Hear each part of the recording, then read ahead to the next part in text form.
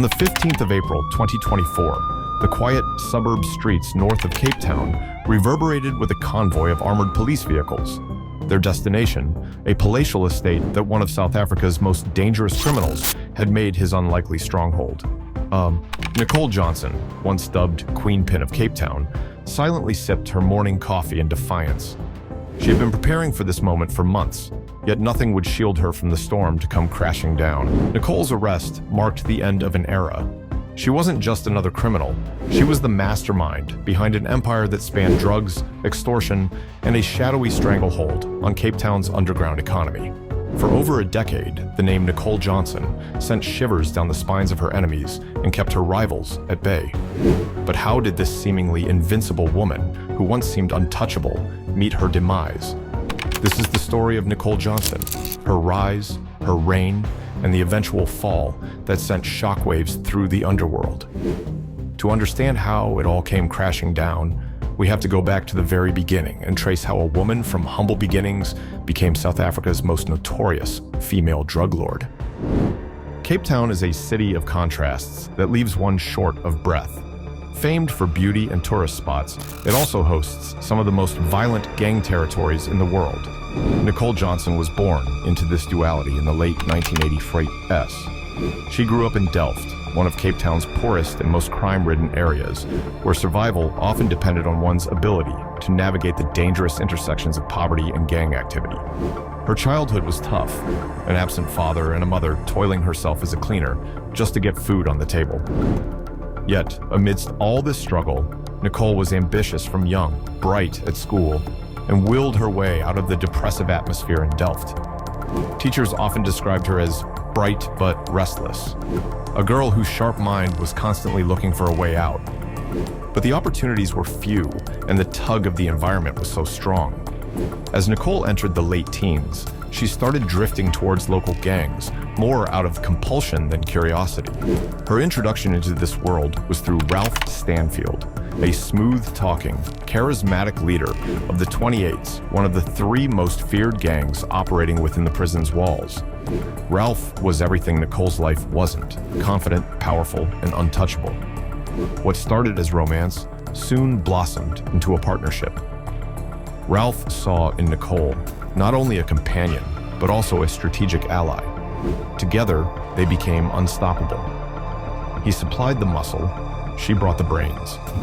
First, Nicole had to learn the underworld ways, often behind the scenes.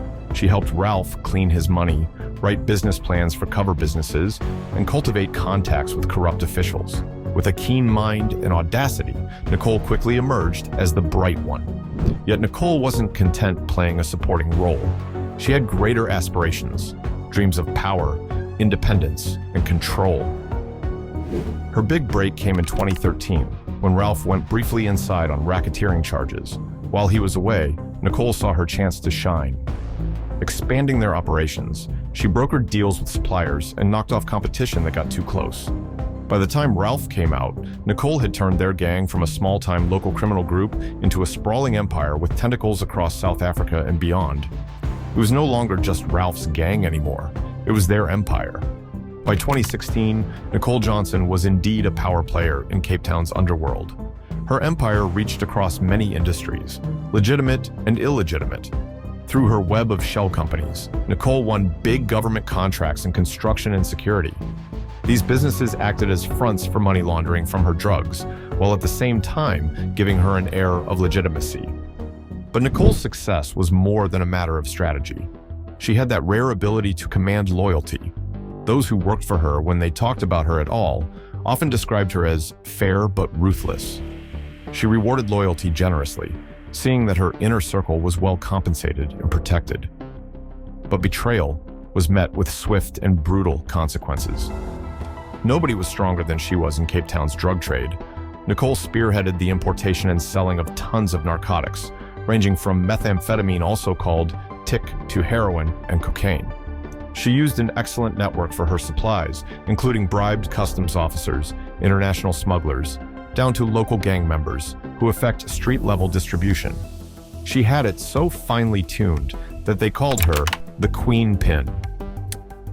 And yet, the empire she built was drenched in blood. There was something unsettling about Nicole's pragmatism.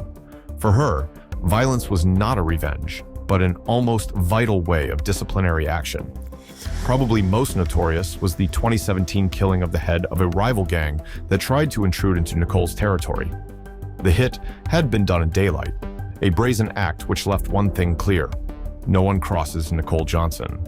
Guilt mounted alongside of her, steadily escalating power of playing this double role, a mother and crook. Already she was then with 2 kids from Ralph. To the rest of the world, a dutiful mommy, she would keep to school functions down to doling out fat buckaroos on elaborately themed birthday bashes. Behind closed doors, her life was a maze of secrets, deceptions, and risks. She protected her children from the dark forces in her world, but Nicole often had fear for the day her children may just stumble upon that which was being kept secret. As Nicole's drugs empire expanded, she started to diversify her operations. One of the most lucrative businesses was involvement in what has been described as the construction mafia. A loose network of organized crime syndicates, it has extorted millions from South Africa's booming construction industry. Nicole's gang would turn up at contractors and developers and demand hefty protection fees for allowing projects to continue. Those who refused to pay often found their sites vandalized, their workers threatened, or worse. Nicole's influence in the construction industry was unmatched. She clinched government tenders worth millions through her well-connected network of corrupt officials and siphoned the money into her criminal operations. Once, a palatial, low-cost housing project in Cape Town was awarded to her shell companies. Never did it get built, but the money vanished into Nicole's web of accounts across the seas. This building expansion created not only more wealth for Nicole, but strength too, since she took the reins into a field relevant to Cape Town's economy, a grip over the politicians, just as much as over the other business leaders in the country. But even that meant that there would be far greater scrutiny faced both by media and law enforcing departments. In 2020, Nicole Johnson had reached the pinnacle of power. Her operations were widespread, her wealth beyond calculation, and her enemies either dead or too frightened to challenge her. But every empire has its fissures, and Nicole's was no different. The first big crack came in 2021 when a whistleblower released documents exposing her association with corrupt government officials. This revelation stirred different investigations, but Nicole's legal team, propped by her extensive resources, succeeded in keeping her from going to prison. This public exposure loosened her grasp on power. Rival gangs started testing her dominance, while some of the closest people around her started showing their back to her. Among these, the most heartbreaking betrayal would be the one done by her childhood buddy Clara, a very long-time confidant. Clara was one who was beside Nicole from their school days, helping her tide over the initial years of the empire. With mounting pressure, she began to cooperate with the investigators by giving them some much-needed information related to Nicole's operations. For Nicole, the violation of trust was not less than a reminder that even the closest of bonds can be shattered by the load of ambition and fear. In early 2023, the multi-agency law enforcement task force, Operation Phoenix, launched an effort to dismantle Nicole's empire. A months-long task force, raiding and seizing assets, arrested dozens of her associates, and with each, a little closer to Nicole. The final blow came in March 2024, when Nicole's husband, Ralph Stanfield, was arrested on charges of fraud and racketeering.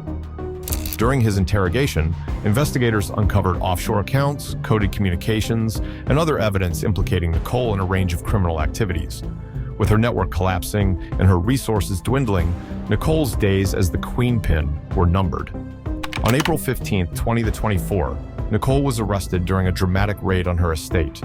The raid was elaborately planned and executed, bringing in more than 100 officers and a host of tactical units. As she was led away in handcuffs, Nicole remained cool, but the flash in her eyes gave away what must have been there. Her empire was gone, and her reign over. That being said, an end. Nicole Johnson's arrest sent shockwaves through Cape Town's underworld. Her fall had created a vacuum, which ensured a brutal turf war among the rival gangs, all vying for control of her territories. Dozens of lives were lost in the ensuing violence, leaving communities more scarred. To the residents of Cape Town, Nicole's regime is a ghostly memory of devastation. Families torn asunder by violence, communities decimated by drugs, and lives lost needlessly to bloodshed are the legacies left by her empire.